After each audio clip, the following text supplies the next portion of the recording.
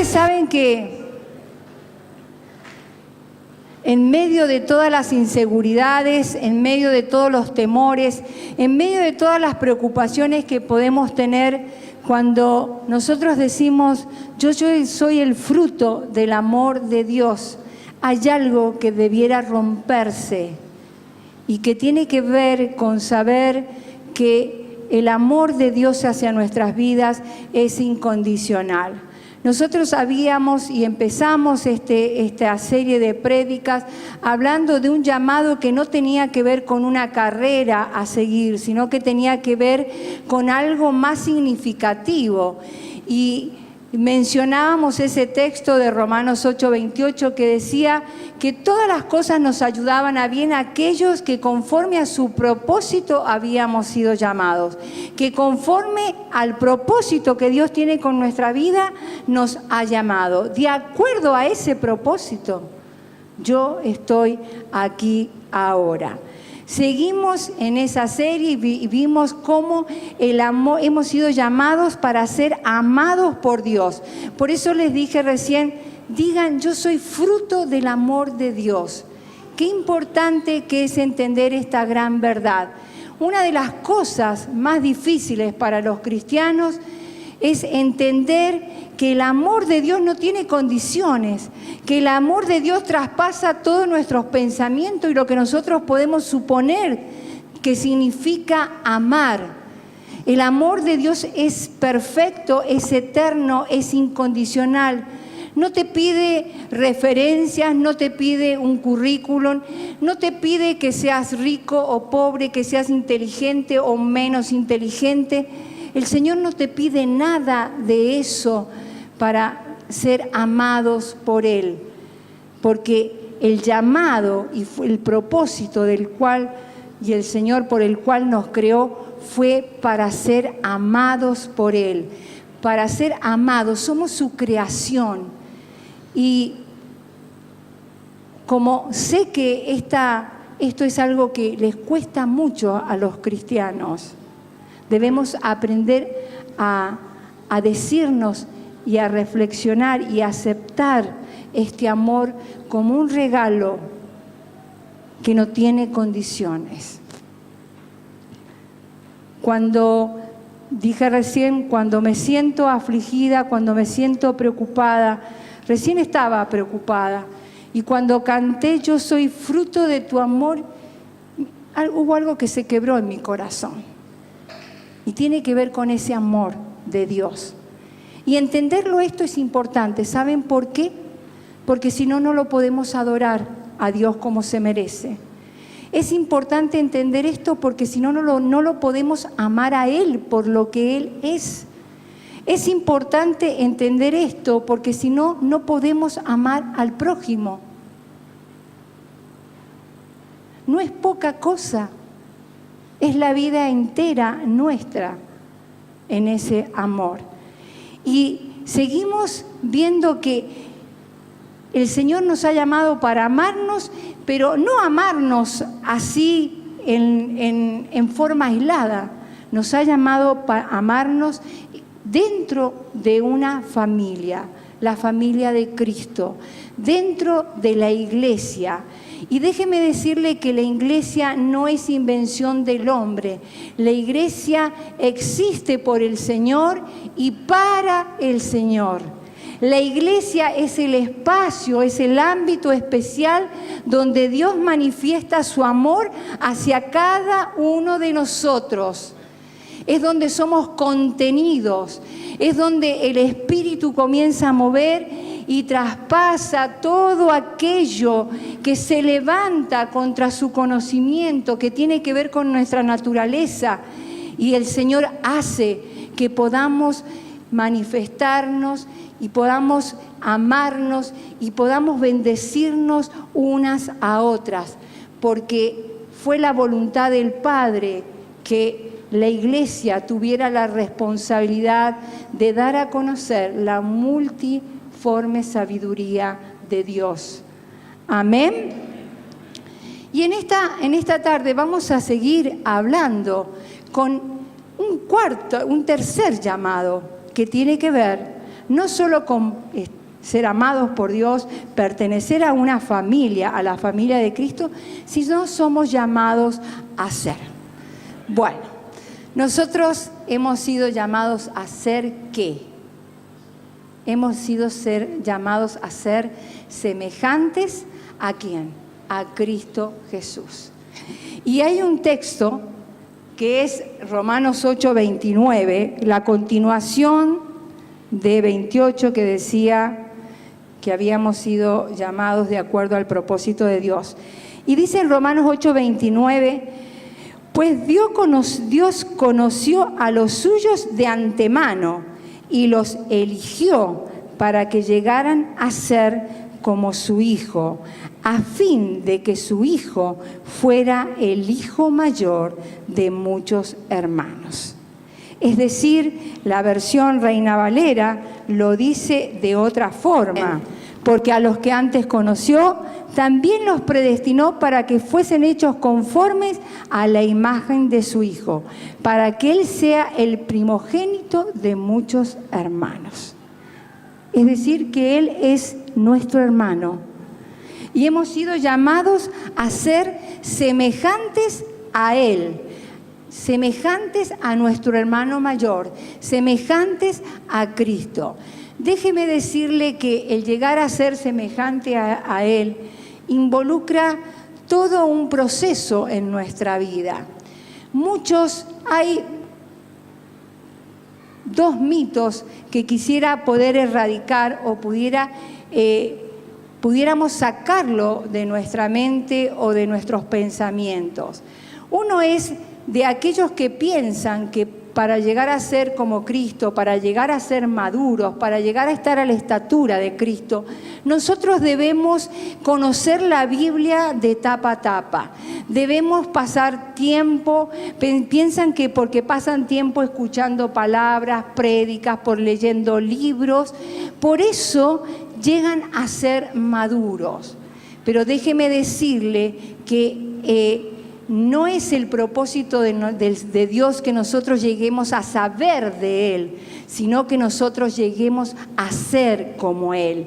Y es así que nos encontramos muchas veces desilusionados cuando vemos personas que teológicamente están preparadas, que saben mucho, pero cuando vemos su carácter, cuando vemos que es una persona impaciente, cuando vemos que no hay amor, cuando vemos que no tiene misericordia, decimos, ¿dónde está Dios en esta persona? Si lo que menos hace es manifestarnos eso, porque la manifestación de la presencia, de la imagen de Cristo, debe reflejarse en nuestro diario vivir.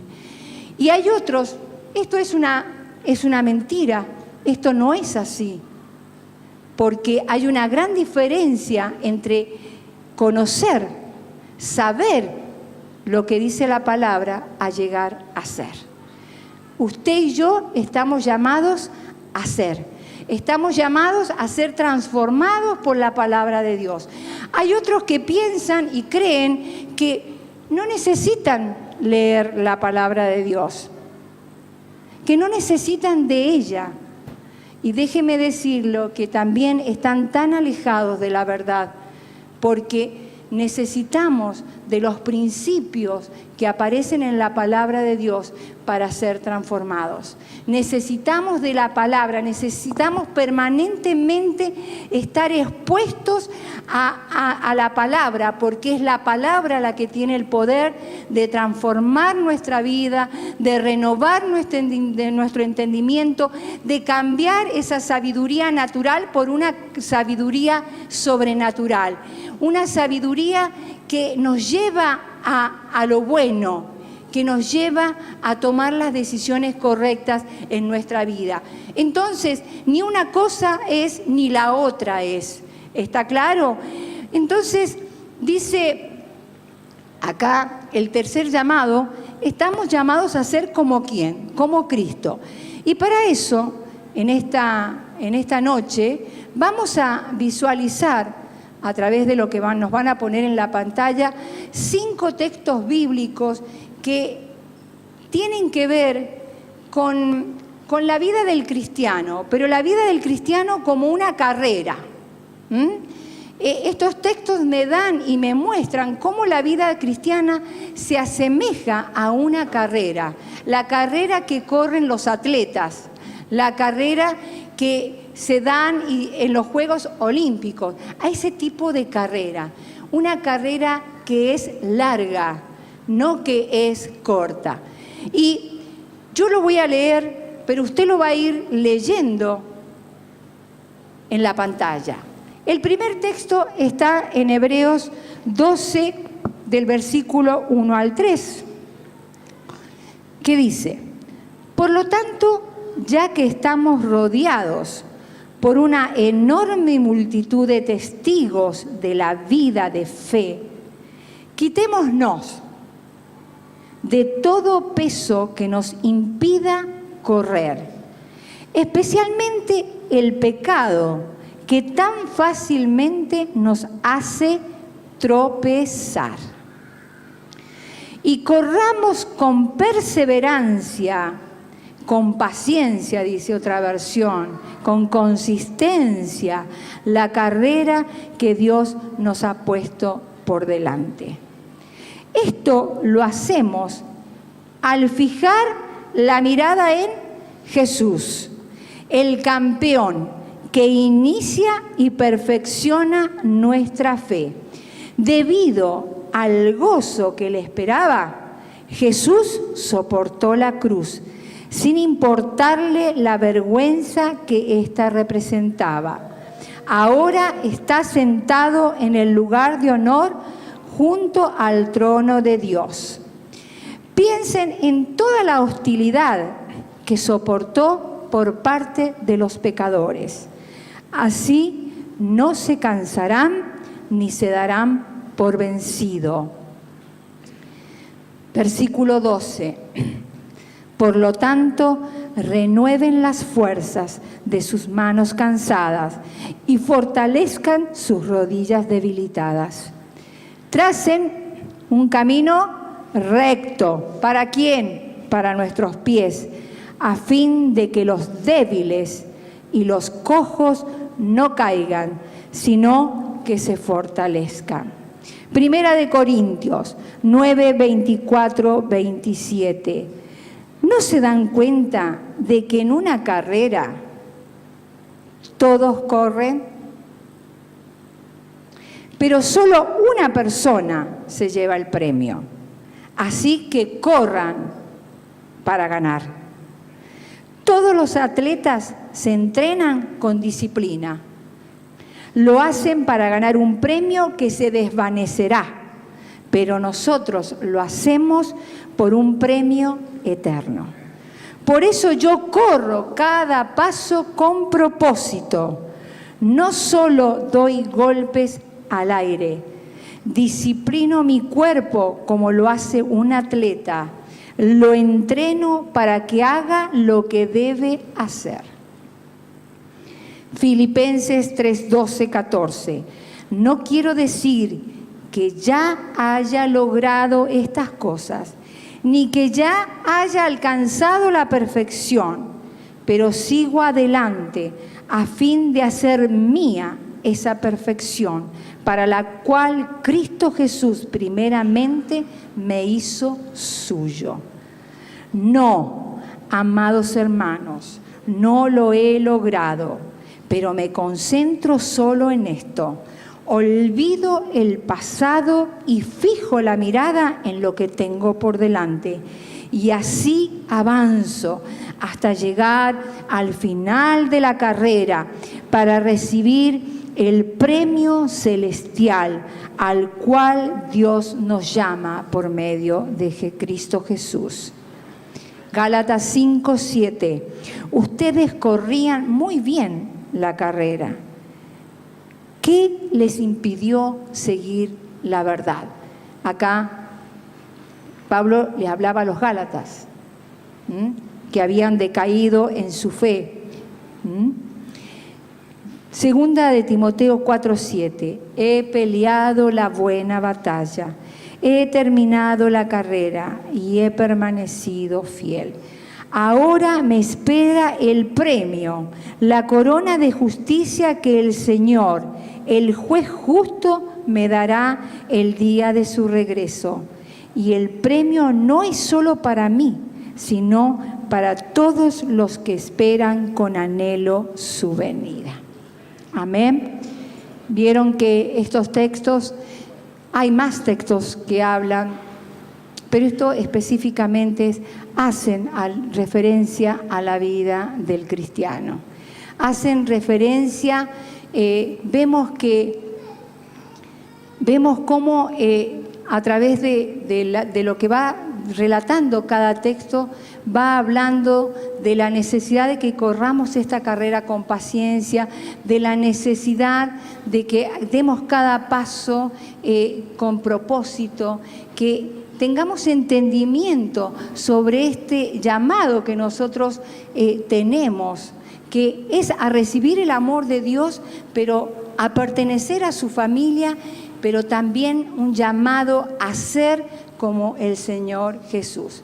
Déjeme decirle que para ser como el Señor Jesús, para ser como Él es, debemos tener en cuenta algunos aspectos que los vamos a ir viendo a través de la pantalla y a través de estos textos bíblicos que hemos analizado. El primero, una de las primeras cosas que tengo que saber yo y que tengo que hacer es aprender a simplificar mi vida.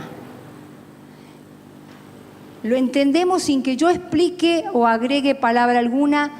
Algo simple es algo sencillo.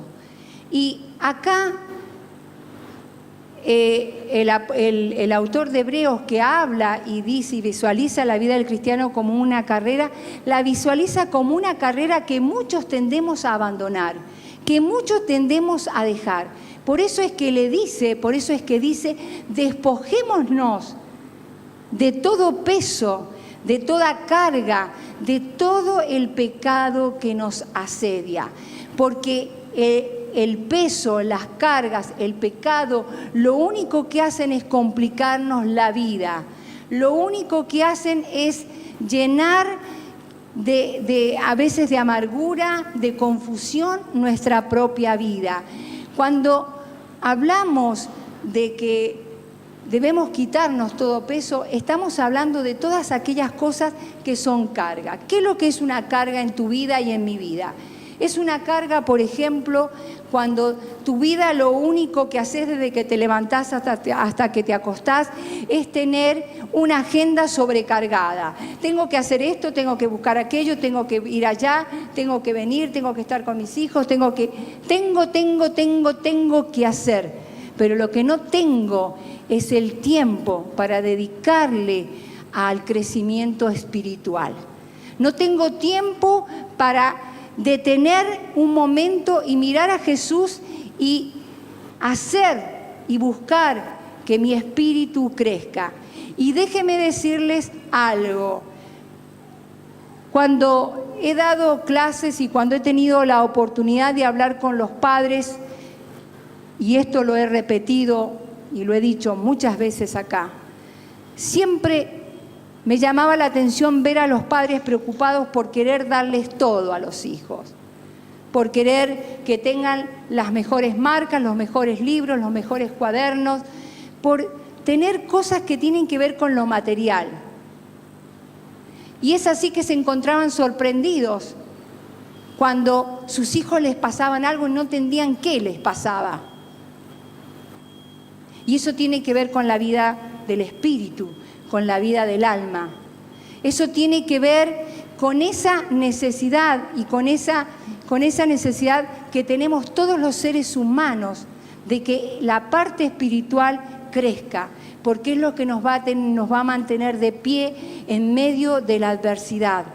Entonces, cuando el autor habla de que debemos simplificar nuestra vida, está diciendo: quita todo aquello que te está complicando, quita de tu vida esa agenda sobrecargada que no te deja tiempo para pensar en el Señor, para hablar con el Señor, para ser ministrado por el Señor, para estar en la presencia del Señor.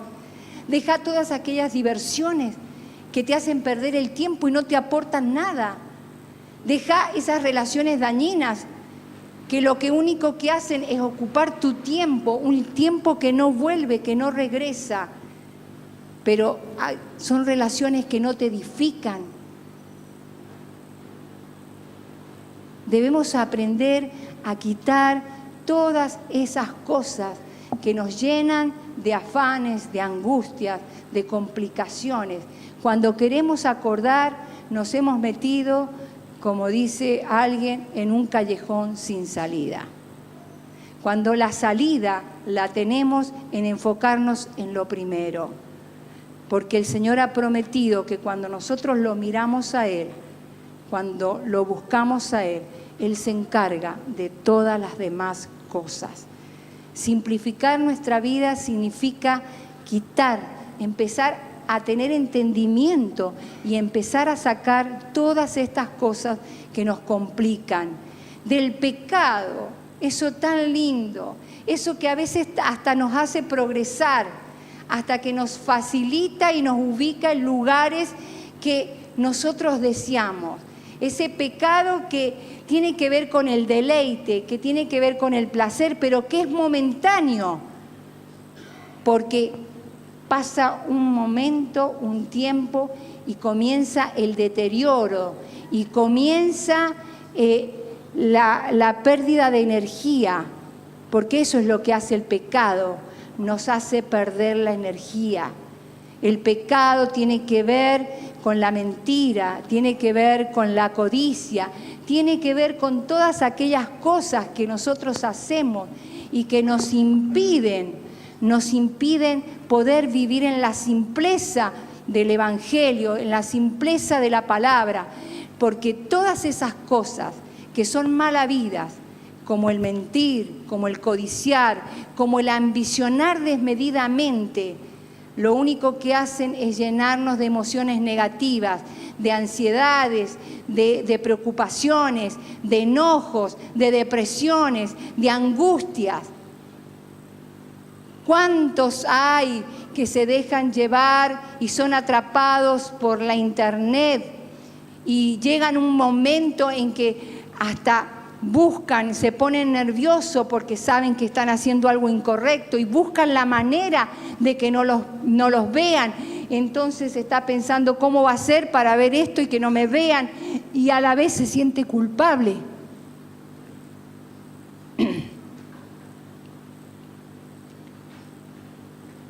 Todas esas cosas les pasan a los seres humanos. Si nosotros queremos ser semejantes a Cristo, debemos aprender a simplificar nuestra vida. ¿Cómo?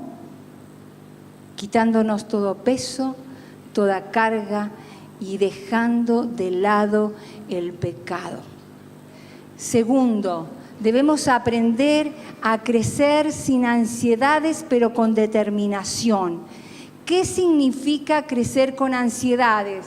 ¿Qué es lo que es la ansiedad sino la preocupación?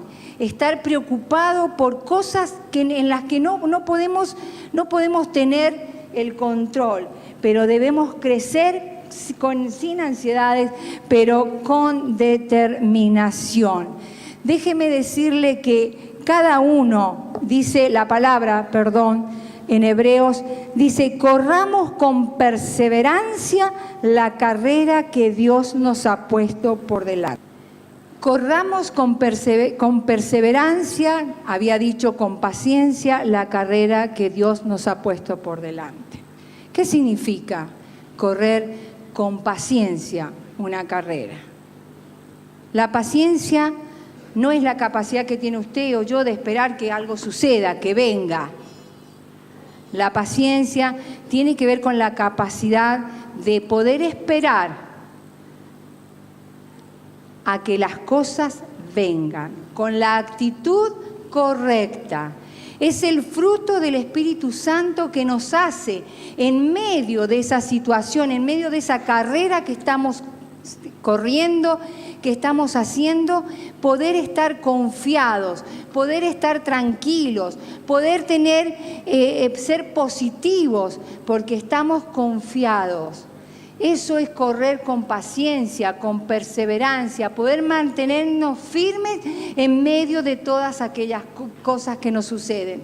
Déjeme decirle que cada uno de nosotros tenemos ritmos de tiempos o tiempos diferentes para crecer.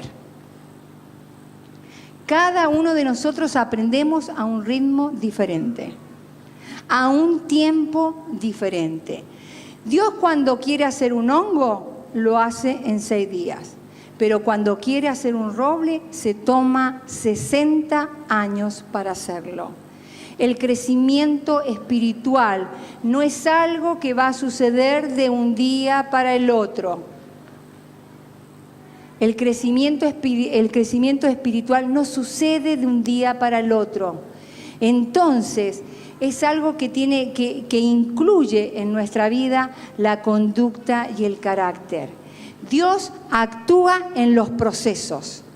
El crecimiento espiritual tiene que ver con los procesos. El hecho de que yo entienda este llamado, el hecho de que yo entienda la gracia de Dios, el hecho de que yo sepa que soy amada por Dios, que soy perdonada por Dios, no significa de que yo pueda, por ejemplo, perdonar, que yo pueda amar como Dios me pide que ama. Requiere quizás de toda una vida para que nosotros lo que sabemos, lo que es un aprendizaje intelectual, pueda internalizarse en nuestra vida. Hemos leído todos los versículos sobre el perdón. Hemos escuchado prédicas de por qué tenemos que perdonar, cómo debemos perdonar. Pero sin embargo, nos lleva mucho tiempo, muchas experiencias espirituales para poder llevarlo a cabo. ¿Podemos entenderlo esto? Esto nos tiene que abrir el ojo, por así decir, porque me tiene que dar la tranquilidad de que el Señor conoce quién soy yo y quién es usted. Él conoce mis tiempos. Él no me juzga, Él no me condena. Él sabe que estoy en el proceso. Él sabe que estoy en el cambio. Somos nosotros los que nos culpamos, los que nos acosamos, los que nos hacemos, los que nos sentimos mal. Y así no aceptamos de esta manera el amor incondicional de Dios, que no tiene que ver con nuestros resultados. El amor de Dios no tiene que ver con nuestros resultados. Él nos ama porque somos su creación, porque Él nos puso para amarnos. Lo entiendas o no, pero Él te puso para amarte. Y Él sabe que cada uno de nosotros tenemos un tiempo para crecer. Y esto tiene que llevarnos a entender que los que están enfrente nuestro, aquellos que nosotros vemos que caminan con nosotros esta carrera, no crecen en el mismo tiempo que yo.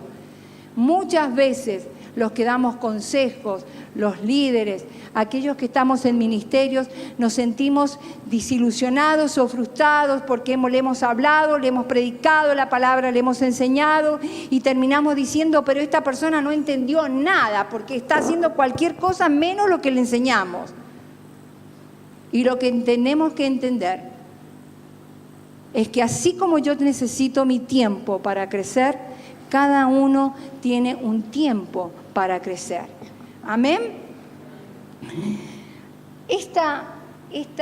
Por eso la fórmula más o la forma en que podríamos definir la madurez es con la palabra tiempo.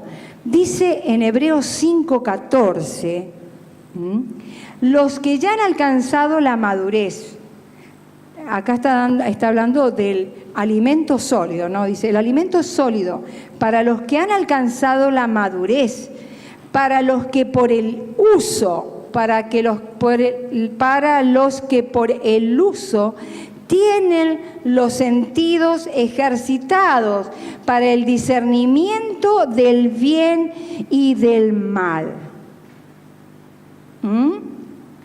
Es fácil lograr, como yo les decía, cambios externos. Es fácil que podamos aprender un texto, que podamos entender lo que nos están predicando, pero los procesos internos requieren de mucho tiempo. Y nosotros, para ser semejantes a Cristo, vamos a necesitar toda la vida. Toda la vida.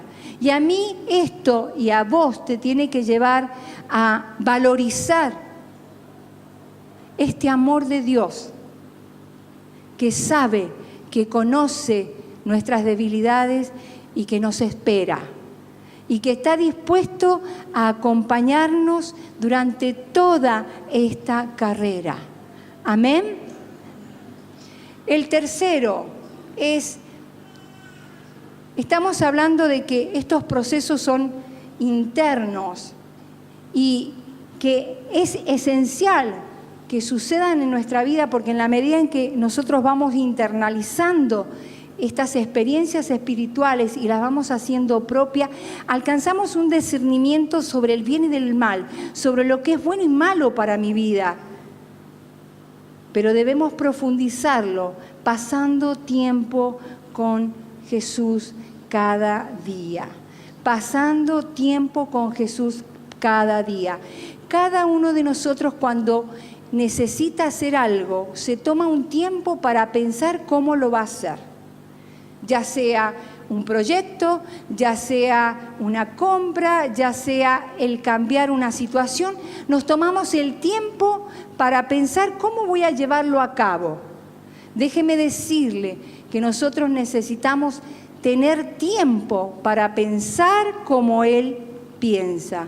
Necesitamos apartar un tiempo, dedicar un tiempo para saber cómo Él piensa, para pensar, escuche bien, para pensar con Él, para charlar con Él, para escucharlo a Él, para contarle lo que me pasa y saber lo que Él me dice acerca de lo que le estoy contando.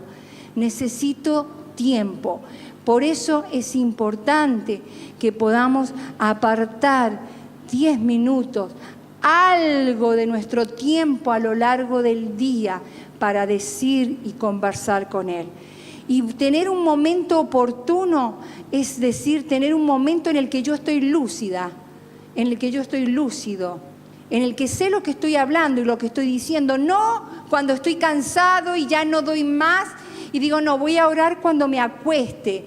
Y cierro los ojos y empiezo con el pensamiento, y cuando quiero acordar no sé por dónde está el pensamiento y yo estoy roncando. Debemos hablar, escuchar lo que estamos diciendo, contarle, decirle lo que nos pasa, con nombre y apellido, porque Él no tiene condiciones para nosotros para amarnos.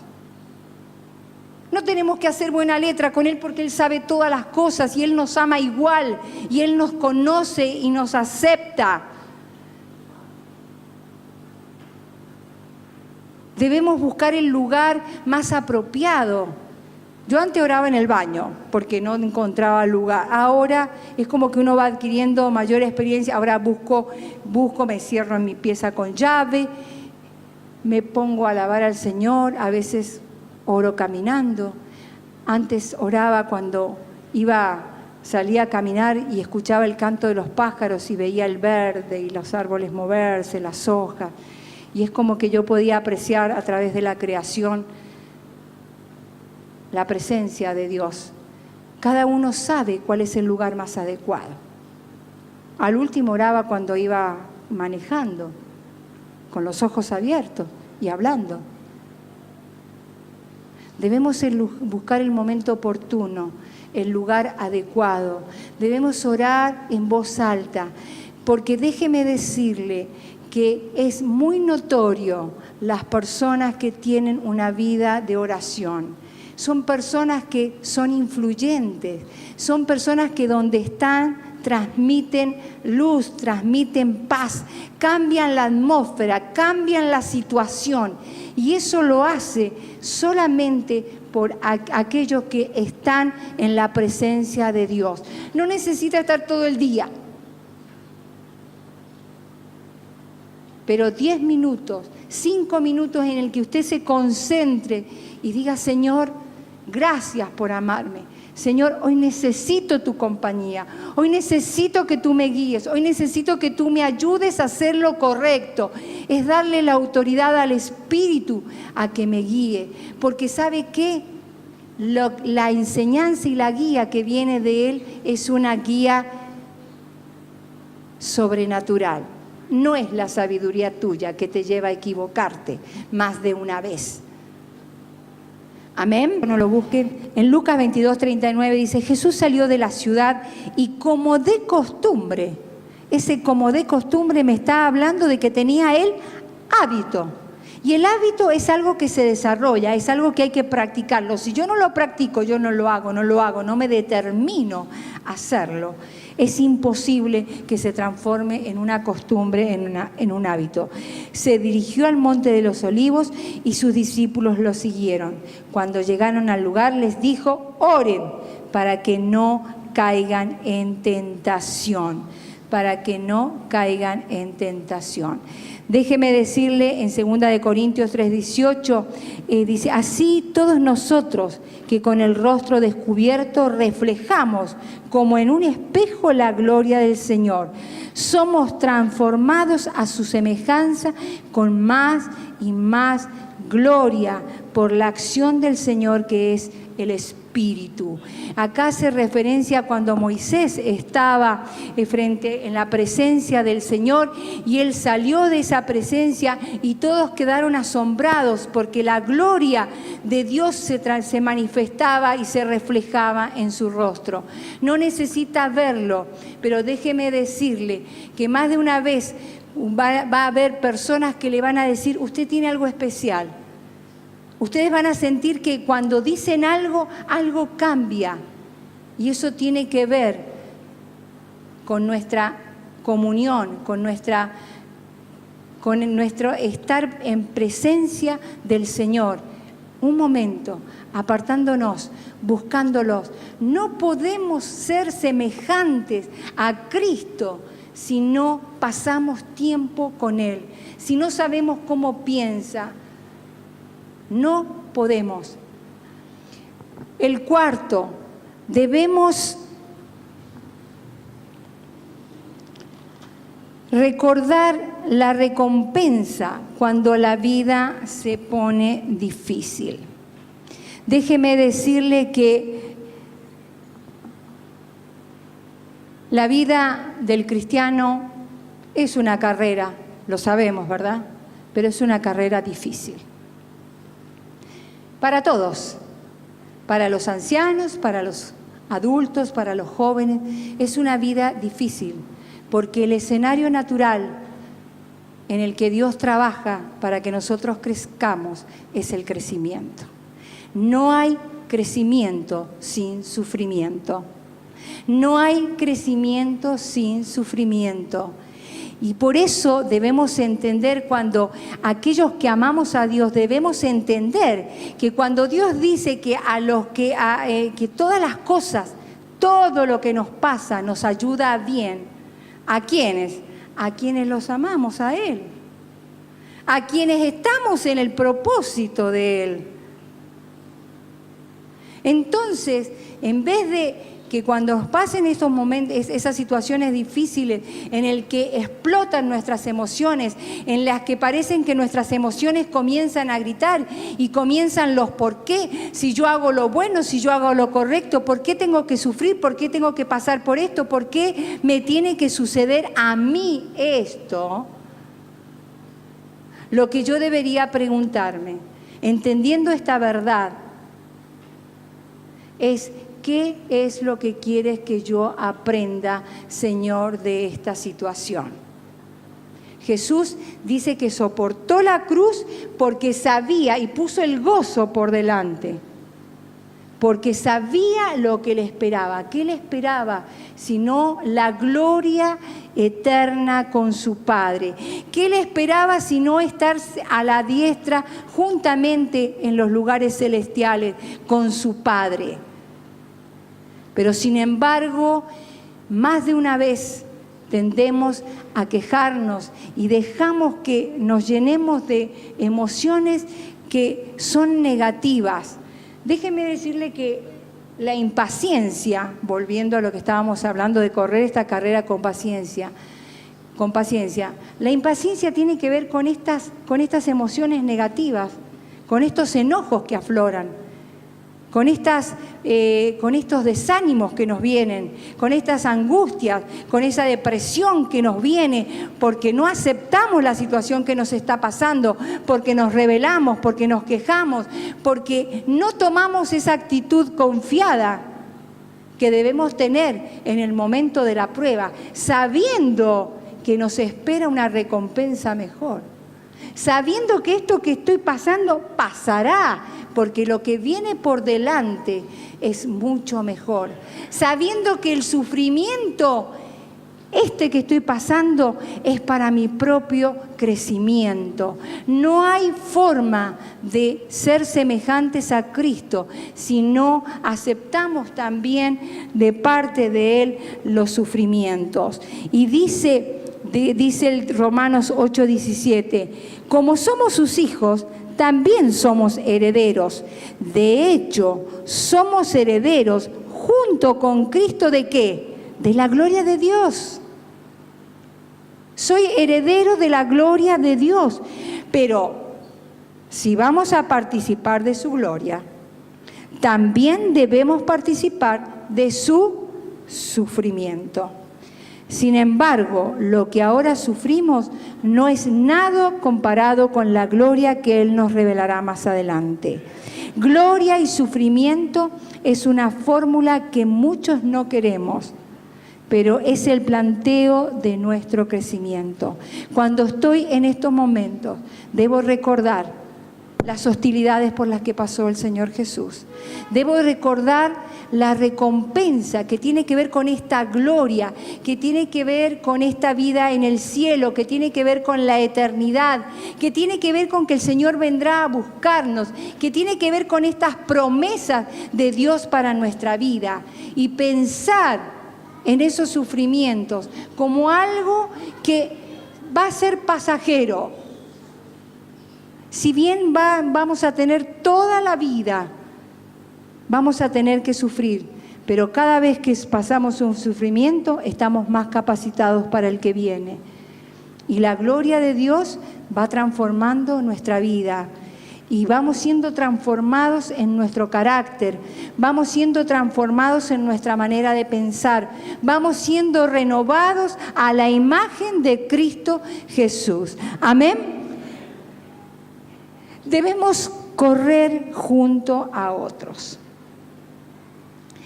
Hay un mito que tiene que ver con que dicen que los cristianos necesitan,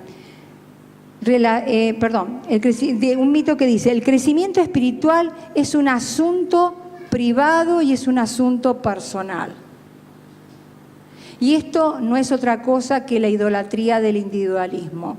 Un atleta para correr una carrera necesita de un instructor, necesita de alguien que le diga, esto es lo que tenés que hacer, esta es la guía que tenés que seguir. Necesita de otros atletas para sentirse animados. Por lo tanto, déjeme decirle que el crecimiento espiritual no es un crecimiento que se da en forma aislada. Es un crecimiento que necesita de otros. Necesitamos relacionarnos con otros. Necesitamos estar con otros para poder crecer. No, yo en mi casa, yo oro, yo lo busco, mentira, esto es una mentira. porque el alejarnos del cuerpo de Cristo nos lleva a enfriarnos. Por eso es necesario que aprendamos a relacionarnos con los hermanos, que aprendamos a participar de las reuniones, que aprendamos a estar grupos, porque aprendemos unos de otros. Déjeme decirle que hay un autor que dice, no solamente necesitamos depender de Dios, sino necesitamos y requerimos de la conexión, de la estructura y de la responsabilidad que tenemos que tener con otros. ¿Qué significa esto? Necesitamos de la conexión, porque nosotros crecemos en el marco de las emociones, crecemos en relación con los otros. Nosotros crecemos en relación con los otros. Yo no puedo crecer, para crecer emocionalmente necesito relacionarme con otras personas, necesito mirarlos, necesito verlos, necesito recibir de otras personas lo mismo o otras cosas que yo puedo dar. Necesito conectarme. Las personas que crecen en forma aislada son personas que a veces no son saludables en su conducta social. O sea que su conducta social no es la mejor. No saben conectarse, no saben entender, no saben ponerse en el lugar del otro. Tienen problemas, no saben cómo conectarse, porque han crecido en forma aislada. Necesitamos de una estructura. Y esta estructura tiene que ver con los dones, con el valor, con el significado de los dones que Dios ha dado a su pueblo. ¿Qué significa esto? Que necesitamos, no todos tienen los mismos dones, no todos tienen el don de la misericordia, pero necesitamos ver a un hermano que sí tiene el don de la misericordia para poder aprender. Necesitamos de aquel que tiene el don de la fe para que nos enseñe, para que nos anime, nos aliente a tener y ir creciendo en la fe. Esa estructura tiene que ver con el valor de los dones que Dios le ha dado a cada uno de nosotros. Nosotros no podemos tener todos los dones, pero necesitamos de esa conexión, de esa estructura para poder relacionarnos y poder crecer, porque en forma aislada no crece nadie. Y necesitamos de la responsabilidad que tenemos con los otros. Tenemos que aprender a dar cuentas de nuestro crecimiento. Y a veces no nos gusta. Debemos aprender a confrontarnos. Debemos aprender a exhortarnos en amor. Debemos aprender a decirnos, esto no. No estás pensando correctamente. Y siempre queremos tener la razón en lo que nosotros pensamos y en lo que nosotros decimos. Este crecimiento se da solamente en relación con otros. Por eso es un principio el hecho de que corramos la carrera con otros, no en forma aislada, no en forma aislada. En la Biblia no aparece ningún texto que hable del individualismo, que hable, crece solo, no. Siempre los textos aparecen en relación, nuestro comportamiento en relación a otros. Es más, dice uno en Hebreos 10, dice que debemos animarnos unos a otros en el amor y no dejen de congregarse como algunos tienen por costumbre, sino exhórtense unos a otros. Y lo voy a leer como está acá.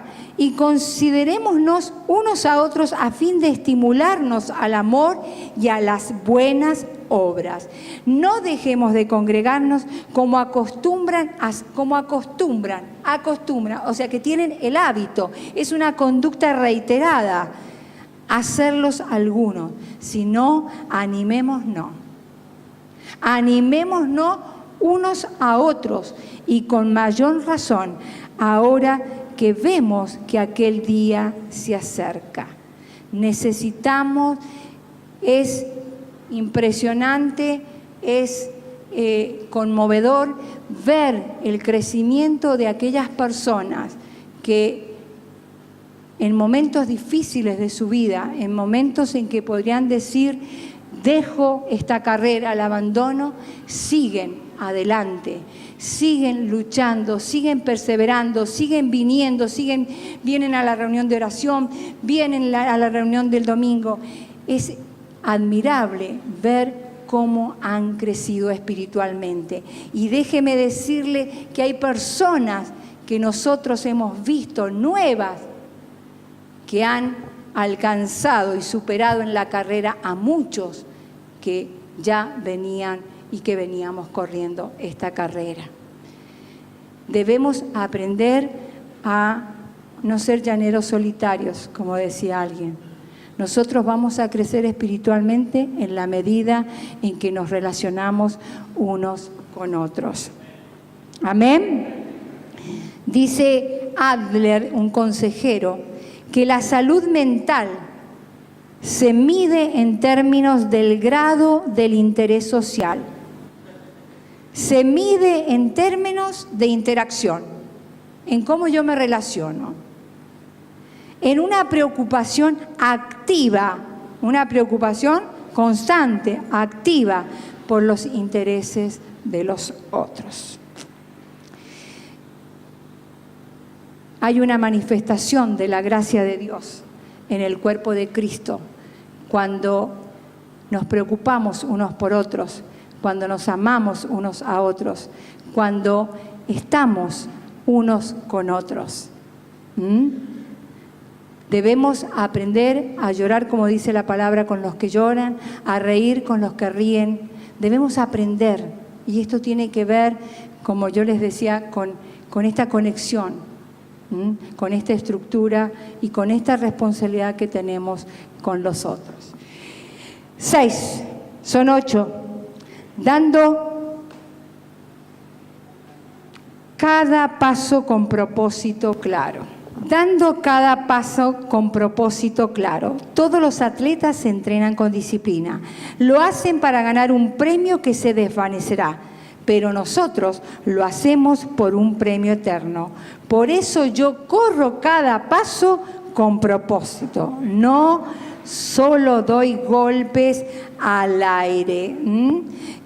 Esto tiene que ver con que para ser una persona como el Señor, como Dios nos pide, semejantes a Cristo, debemos aprender lo que es la negación. Debemos aprender qué es lo que es la negación. Y déjeme decirnos que nosotros lo sabemos muy bien, porque en la medida en que estamos en la iglesia hemos ido aprendiendo a cómo, a través de la palabra, hemos ido dejando cosas para optar otras. El atleta, para tener una carrera, el atleta cuando se compromete con una carrera, sabe que hay cosas que le son permitidas y hay cosas que no le son permitidas. Él sabe que no puede pasarse a ir a bailar o pasarse en la noche de fiesta en fiesta, tomar alcohol, sino que tiene que dormir cierta cantidad de horas. Él sabe que no puede comer lo que se le da la gana, porque necesita que su cuerpo esté en el estado correcto. Necesita una dieta saludable. Es necesario que nosotros entendamos que ser semejantes a Cristo implica una negación. Hay cosas que me son permitidas y hay cosas que no me convienen. Por eso, cada vez, y la forma en que yo puedo conocer la voluntad de Dios es preguntarme a la hora de que voy a hacer algo. A ver, ¿me voy a casar? ¿O voy a romper con una amistad? ¿Voy a iniciar con otra amistad? ¿Voy a plantearme un proyecto? Esta decisión, esto que voy a hacer, ¿está de acuerdo con la voluntad de Dios?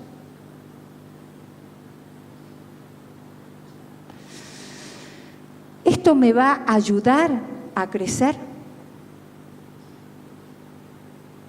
Seleccionaríamos mucho más cosas, ¿verdad? Hay momentos en que Dios nos va a llevar a niveles mucho más elevados, a situaciones más difíciles. Hay momentos en que Dios nos va a sacar del lugar de confort porque Él quiere y busca disciplinarnos. Él busca que nosotros alcancemos un mayor potencial, un nivel diferente en esta carrera que nosotros estamos haciendo. 7,